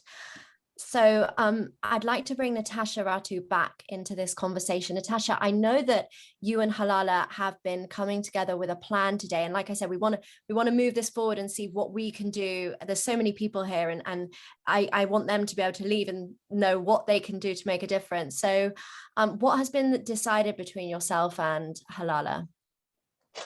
So we're really proud to be working with Halaleh on this campaign and working together. And in terms of the next steps, what we're going to be doing is hoping to rally some support in the sector so that sector and stakeholder members can support the campaign. We're just finalising the briefing, and we're looking to hold a stakeholder roundtable in early June. So my colleague who is in the group, Alex, I'm going to put her email address, or actually Rose, I'll send it to you to put it on the chat. If you want to contact Alex, if you'd like to be part of that sector stakeholder meeting to show your support, Halaleh and I will be chairing that meeting in June. So we really want people to get behind this and make as much noise, because we've been so silent on this issue for such a long time. And I'm really pleased to see that we've got the steer from government on this as well, and there's that commitment there. And I think together we can make this happen. We can ban virginity testing, and we can really empower women and girls to come forward and raise their status in communities where they don't have that privilege at the moment. Thank you. Absolutely. And Halaleh, you wanted to say something? Well, I wanted to just add a few things about education. I know that in previous discussion we talk about that. Educating children are also really important, because it should be in a part of school curriculum about sexual relationship. Talking openly about that, talk with children, and then because children stuck between two cultures, one from school when they are talking, and then one from home that always they prompt to educate them in their own. But when they started from school about that, and it's a national curriculum for every child in this country, girls and boys, all of them. So it will be really, really good. Next generation will gain it a lot from that. Automatically, they don't use it virginity word. That's what I really wanted to do that. And at the same time, women organization, we, Natasha and Nimco, all of us, we are very good to help other stakeholders, other agencies like school, like police, like social services, like clinic people, doctors, to help them to understand this context in our community, from the culture, from the custom, and we can help them. Because I've been in contact with many networks, and many teachers say that, oh my God, I don't know anything about that. I don't know if there exists. So what is it? So it means that exactly from the very, very beginning of honor killing issue, that many people in Western, they didn't know about that. And gradually they know about this issue. So we organization, a part of our duty as well in future will be that we will help those clinics, help those groups or social services, especially, they will be involved, because we needed a lot intervention service for those girls who are coming and they are brave and they say that I'm not going to virginity test and I'm not going to repair, but I have such a problem. What can I do? That's exactly what they are coming. And then the social services must be ready, must understand that, and must create a space, service, support for those young girls. Definitely. And Halaleh, I'd like to ask you a question, and if either of the government officials want to come in on this afterwards, please feel free. Because one of the issues that we do have is that there's often a lot of resistance about sex education being very open and having lots of discussions on the table from a really young age. And there's been a number of protests about sex education and the content of sex education. How should we be ensuring that the right topics are spoken about and that we have this backing and support from the communities to have these discussions with young children from a really young age? Well, it's a holistic work. It's not on community workers support.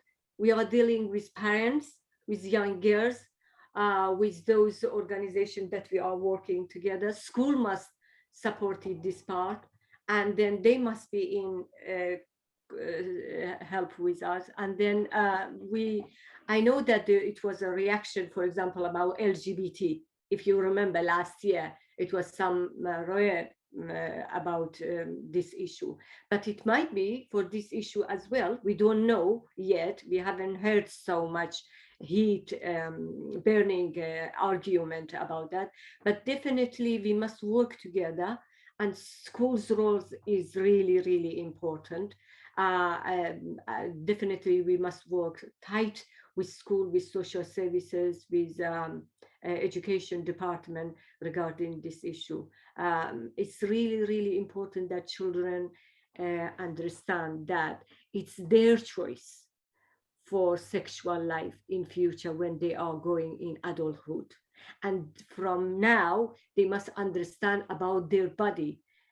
What is hymen? Virginity, it's not a value for women. The value of women is from her own personality, from her body like a human. Virginity is not a value issue in this situation. So if this will be taught at school, so the new generation doesn't bother about that, and that would be a big alliance for us for our campaign in future. And then they will be the new parents for the next generation, that we minimize this issue with virginity. To be honest with you, I dream about that one day everybody stop using virginity. If you have children, just stop talking with them, and then take it out from your personal dictionary. The word of virginity is so damaging. It's so against humanity. It's so humiliating, and it shouldn't be used. We shall use it just for argument until we fix it. We ended this problem. Otherwise, after that, it should be vanished. Absolutely, Halaleh. I know that's something that you've always been campaigning towards, and just to reiterate that, you know, everyone can go away from this with a certain task, and one of them can just be to stop using the term virginity, because it can be so damaging. Definitely. We would just like to go, I think there's a lot of burning questions from the audience, so we'll just bring a few of those in, and before, if any of the speakers want to make any final comments, that would also be really fantastic. Rose? No, that's brilliant. Before we go on to questions though, I have here Faiza Mahmood, who's a campaigner against forced marriage, who's kindly joined us this evening, and she'd like to say a few words, and then we can go into questions. Thank you, Rose. Yes, thank you for your introduction, and thanks to Halaleh for inviting me this evening. So my name is Paisley, and I'm a survivor campaigner at ICRO. We have recently started collaborating with Mr. Holden's office on this issue, and we do support the ban for virginity testing. We entirely agree that virginity testing and hymenoplasty are dehumanizing. And these cases we see in our work, both virginity testing and hymenoplasty at ICRO. We have come across cases where there's been sexual abuse, where girls are subject to a test, and also girls who are coming to us for financial support to help them carry out these tests and procedures. And of course, it's not something we do as we don't want to keep this harmful system going. And we focus on helping them understand their rights and the misconceptions around virginity. We offer them a specialist counselling or refuge if we need to. We know actually that girls and women don't want to do virginity testing. It's something that is pushed onto them by those around them who believe in the fact that virginity proves their worth and their value. And when any case involving testing of virginity or hymenoplasty arises, this for us is a red flag that safeguarding is needed and an immediate risk assessment and safety planning is also needed. We recognize that the private clinics who are offering these tests and procedures are solely driven by profit, and that safeguarding is not at all their primary concern and are never offering this to the girls that they see. Our psychologists are actually of the view that virginity testing is a form of sexual abuse as it targets women and girls only. And it does result in severe psychological harm, including traumatization, depression, anxiety, low self-esteem, self-worth, guilt, and even suicide. So I think it's very important to focus on those points, the psychological aspects of this. And we actually recognize that virginity testing is an honor-based abuse as a controlling tactic because its underlying motivation is to control a woman's sexuality, to save her chastity and to protect the family honor. These issues are very often related. Although we know that virginity has no scientific merit, it is a violation of human rights and is associated with long-term psychological, sexual, and socioeconomic implications. I think Halaleh mentioned at the very beginning of this event that this issue of virginity testing is not something of the past. Unfortunately, this does happen to this very day. I myself was a teenager here in London when I was subject to a type of virginity testing, which was in the form of a white sheet. This is something that some of you might be familiar with. And I know that had I not gone through this test, I would have probably been sent to a clinic to carry out an official test. And it's important that I mention I was subject to FGM as a child and also child marriage age 16 in London, because these issues are very much so related. And ultimately, because this is done to control me and my body as it's done to other girls. And we shouldn't ignore that any girl who's seeking these tests and actually asking for support in this area is experiencing honor-based abuse and is very likely to go on to do so. And so we can't allow girls to go through this. So we propose a number of solutions. First and foremost, of course, to ban virginity testing and hymenoplasty. But alongside that, we need to ensure that greater resources are available for girls and women to get them to safety. For example, the services that ICRO offer, the practical and the mental health support as well. I think it's been mentioned already in this call, but educating community is so key to challenge this idea that women and girls' bodies are solely based on their virginity. And of course, finally, that relationships and sex education for children are so important so they understand their rights. And again, that women and girls understand that their value is not placed on their virginity. Absolutely. Thank you. Thank you so much, Paisley. So I have a few questions that can be asked by either Richard Holden or some of the partners that are working on this bill. Can anyone answer that? What are the next steps in this bill being placed? Where are we now in getting this ban put in place? Hi, so it's Richard here. Yeah, we are. I think we're getting very close now. If we've got two options going forwards, basically, and we'll use both of them to get it done as quickly as we can. First of all is the getting an amendment to the new healthcare bill, which is coming through, which I think we should be able to do. And the second is a private members bill. So we'll be pushing both of those avenues until we get this. And that's why I'm confident, especially now I've spoken to the Chief Whip in the last few days, spoken to Nadine, and I think we're in a very good place. I think also I've had some very good conversations with some of the Royal Colleges, the medical Royal Colleges, particularly Royal College of Nursing, Royal College of Midwifery, We've got some very good support from some of their people as well. So I think this is something where across the board we're really heading in the right direction on. And I think, you know, the agenda that has been really pushed so heavily by Nimco and others across government, and you can see that support from the House of Lords as well.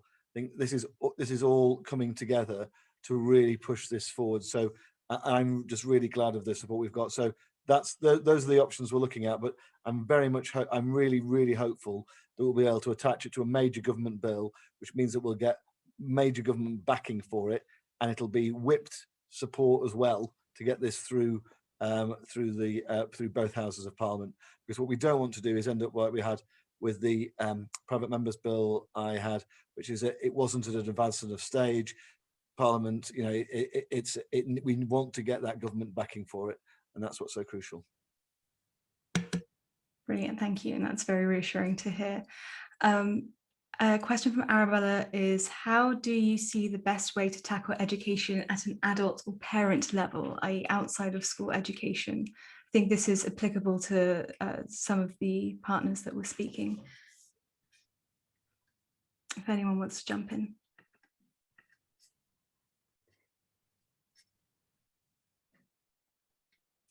I didn't catch it. Could you please repeat it, the question? Of course. How do you see the best way to tackle education at an adult or parent level? So outside school education, for the parents in families that may push such a custom. I can add something. Other group can also say that, because we are grassroots organization. We are in among the people, so it's really important that we have a proper planning with working with the adult, with parents, in form of raising awareness about children's rights, in form of about all the law.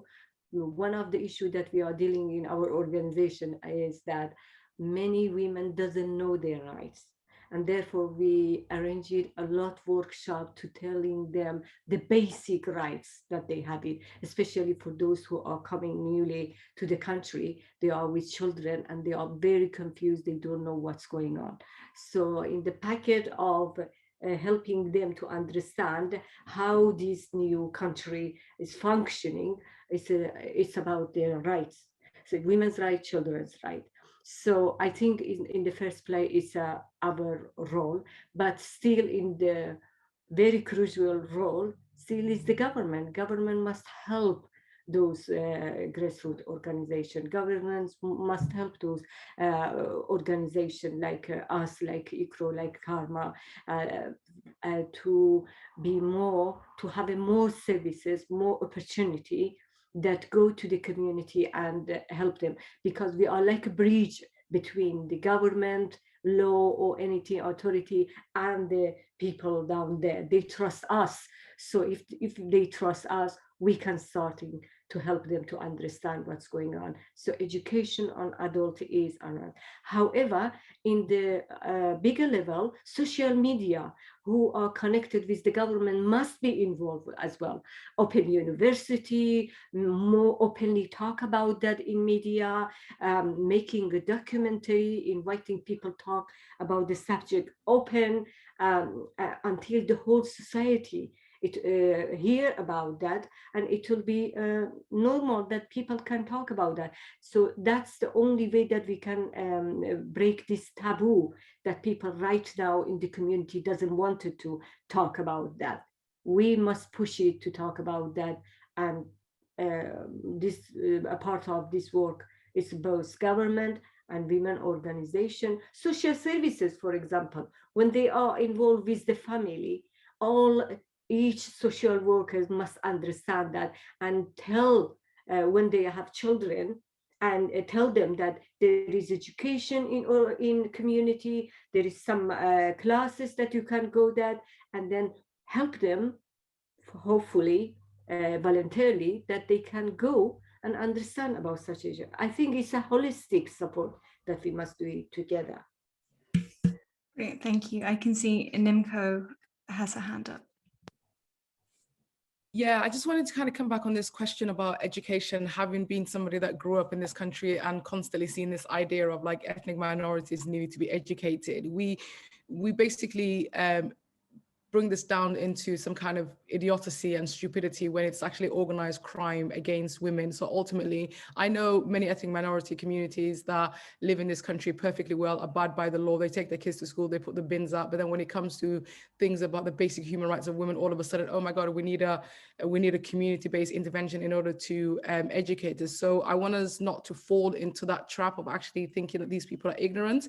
But in saying that, we do have to support women in terms of trying to come out of this kind of control situation that they've been in, and Halah's right on that. It's the fact that when you've been groomed for generations and actually thinking that this is the only way that you accept yourself as being a woman and this is the only kind of basis of value you have, it's really hard to separate that. You have to be able to find your own space and your own voice. But just to say that the fact that these people are not ignorant, they know what they're doing. If they don't get parking tickets and they know how to not park legally in this country, they know it's actually a criminal offense in order to be doing these things to women. So just don't want to give, again, brown and black men out there that are oppressing women a defense before we even have them in front of the courts. That's a very legitimate argument. Natasha?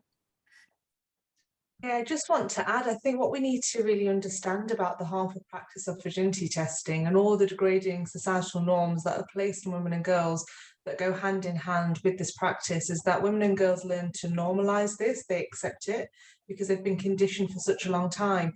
Many women and girls learn to own that stigma, own that shame, and accept that I have to behave in this way, or I don't behave in that way, or I should avoid behaving in that way because of the reputation and because of the status. And this is fundamentally all about power and control dynamics that are at play. So I think we've just got to be really mindful that it's about, I think for us, raising the status for women and girls, taking positive action to dismantle and eradicate those misogynistic attitudes, customs and practices that lower the value of women and girls, rather than saying that we need to take some particular approaches in particular communities. Let's just raise the status of them so that they can come forward, they can be empowered, and actually we just accept that we don't treat women and girls in this way. Full stop. Brilliant. So taking the ethnic or cultural element away from this and putting it more broadly, how can we bring this into schools when a large amount of parents, regardless of ethnicity or culture, opt out of sex education programs for their kids? Yes, Richard Holden.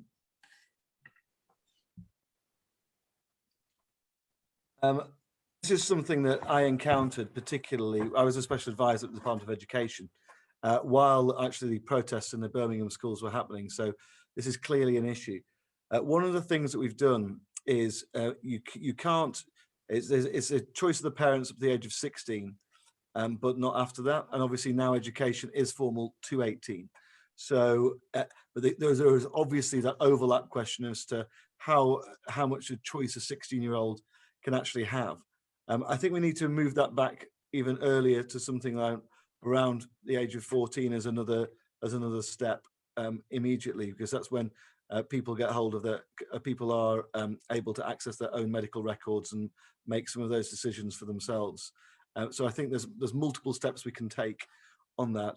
But I think the biggest thing we've got to do is to get it through to parents that this is about actually, sex education as a whole is actually about protecting their, allowing their children to be protected and protect themselves. Because this is about healthy relationships as much as anything else is sex education today. I think that's another part of it. But there are definitely, and I don't want to understate the challenges in this area.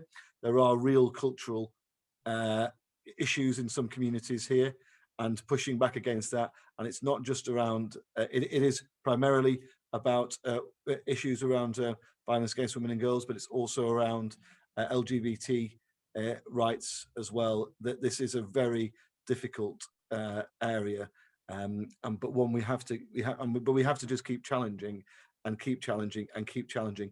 And it's not just, and in that broader context, it isn't just around.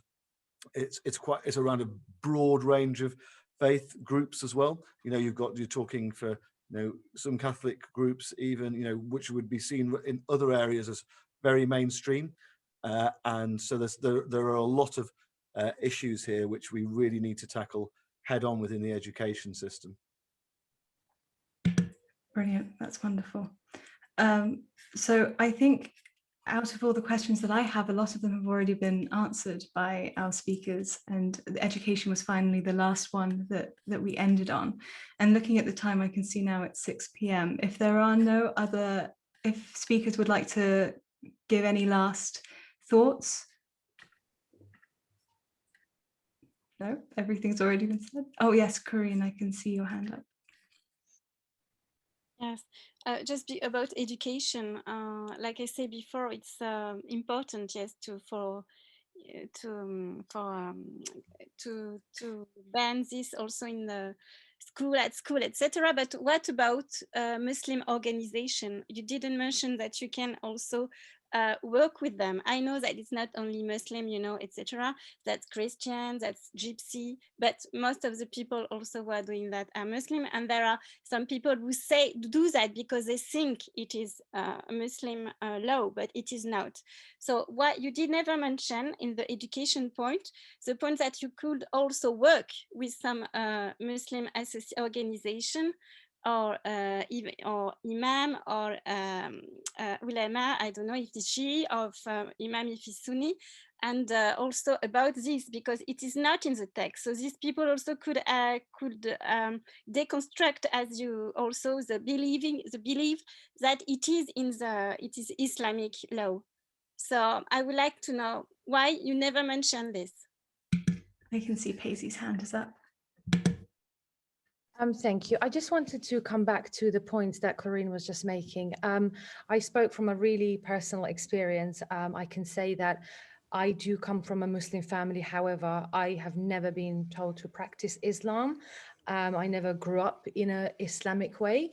And so I think it's really important not to divert the education into particular groups, specifically Islamic groups.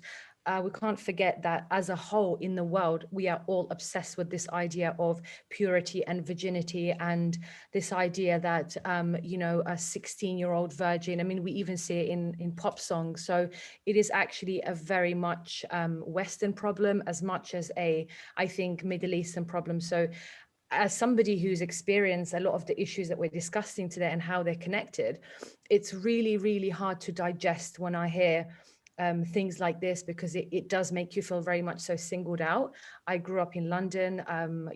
As I said, I was never ever told to practice Islam. My parents did it, and that's what they believed in, but I never ever practiced it. And I never went through either FGM or virginity testing because of Islam. It was because of the embedded patriarchal norms that my family were practicing and believed in, that girls need to be controlled, girls need to be constantly monitored, and that all my decisions must be made for me because I'm not good enough to make them myself. So I think it's really important to take like a whole picture of this and address it as it's just wrong, regardless of Muslim, Jewish, English, whoever you are. It is entirely wrong and very dehumanizing. Thank you. Thank you. I will go to Halaleh and then Nimco. Well, actually, it's glad to bring you this point. It's true that most of the family in the UK, at least in our experience, in our community, are Muslims, have Muslims background and believe in Islam, and those mostly are practicing. But I agree with Faiza, and I'm sure Nimco will reflect on that. In the UK, we have other groups that practice it, and it's most important that help the family, the community, rather than classify them by religion, by the name of the ethnicity or group. And then we wanted to talk openly about that. We wanted to even by the society hear about that, know about that, and then helping every cases where we're coming from.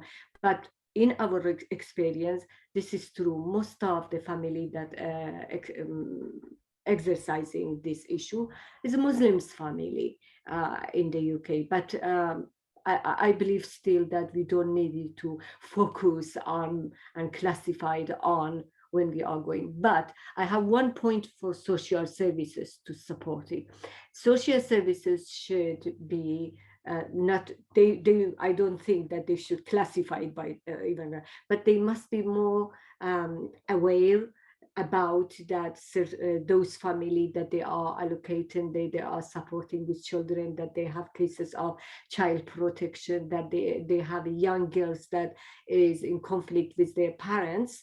They should know about such a background, and usually they know about by their paperwork that they are searching for all families information that they have it.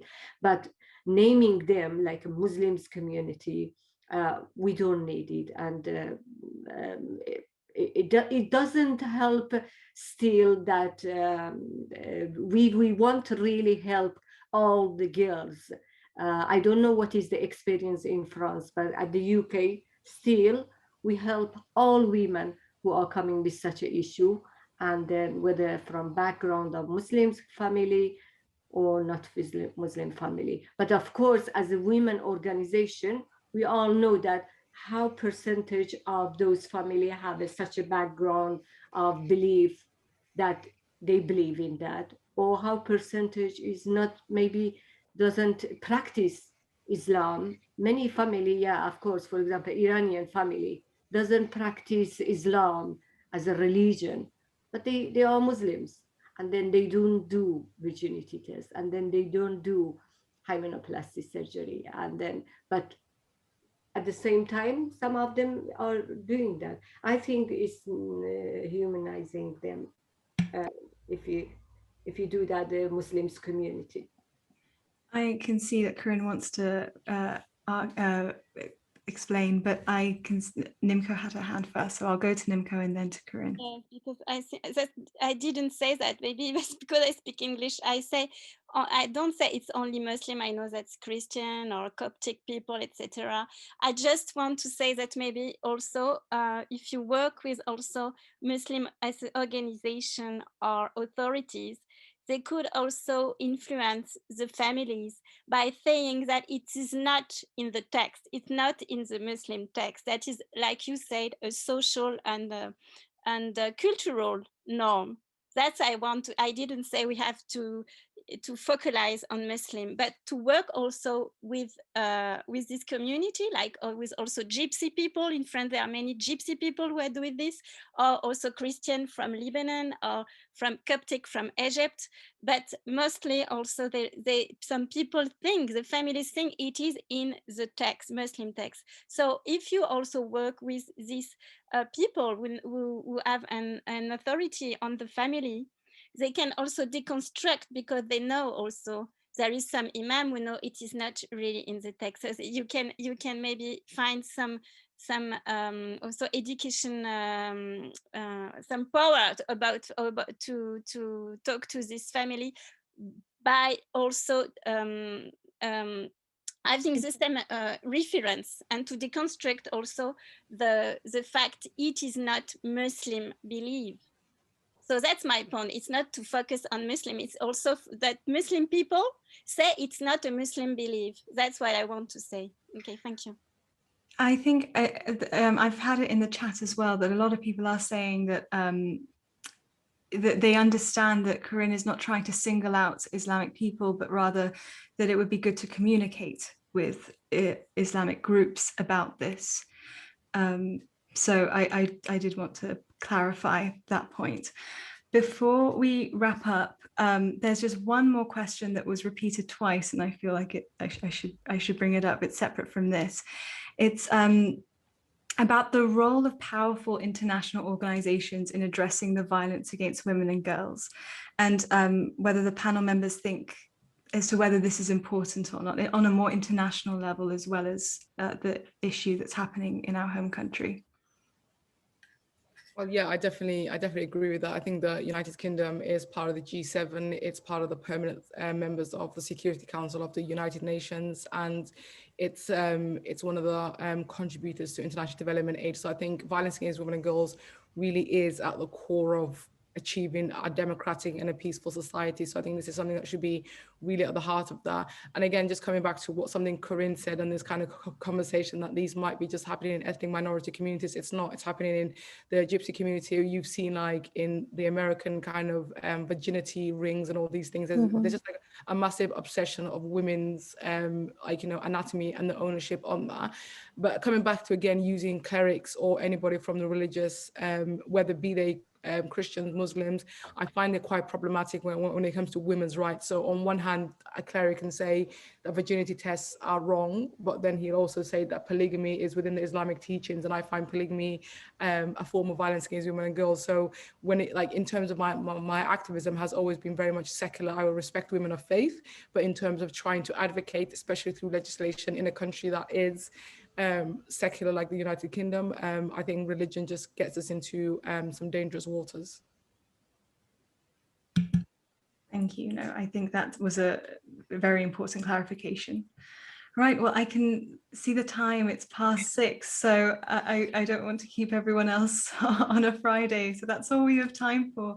Thank you for our audience members for attending and for asking such thought-provoking questions, and thank you for our speakers who took the time to be with us tonight. Thank you to Natasha for moderating, and to Audrey, Aman Suleva and the rest of the MEWSo team, especially, who have helped enormously behind the scenes. I wish you all a wonderful bank holiday weekend. Thank you. Bye. Thank you. Bye.